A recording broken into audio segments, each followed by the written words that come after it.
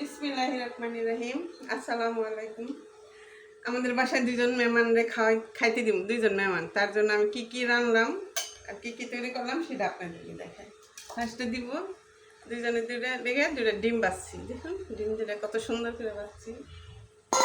তারপরে রাঁধছি পাঁচ শাক, এই যে দেখুন বেশি করে পেঁয়াজ কাঁচামরিচ তেল রসুন দিয়ে রাঁধছি পাঁচ শাক। তারপরে বানাইছি আলু ভর্তা। তাদের পাঁচ শাক আলু ভর্তা পছন্দ, তাই পাঁচ শাক আর আলু ভর্তা।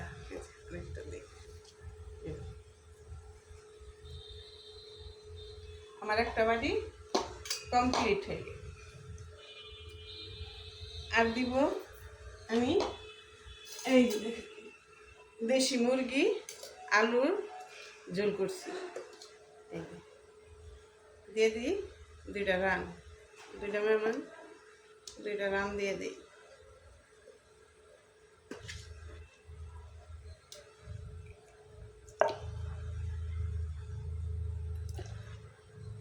আলু দিয়ে পাতলা ঝোল করছি।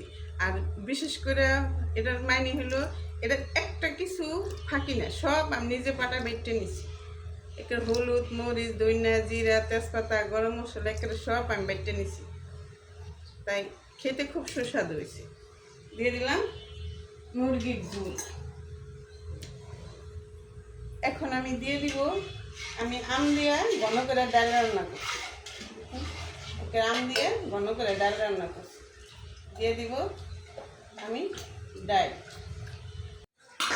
আর ভাত, সাদা ভাত।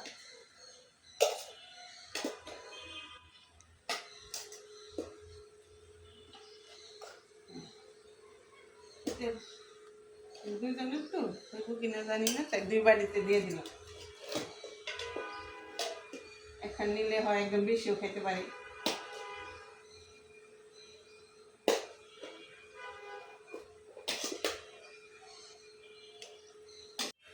দেখুন কি সুন্দর আমি একটা কালারফুল সালাদ বানাইছি।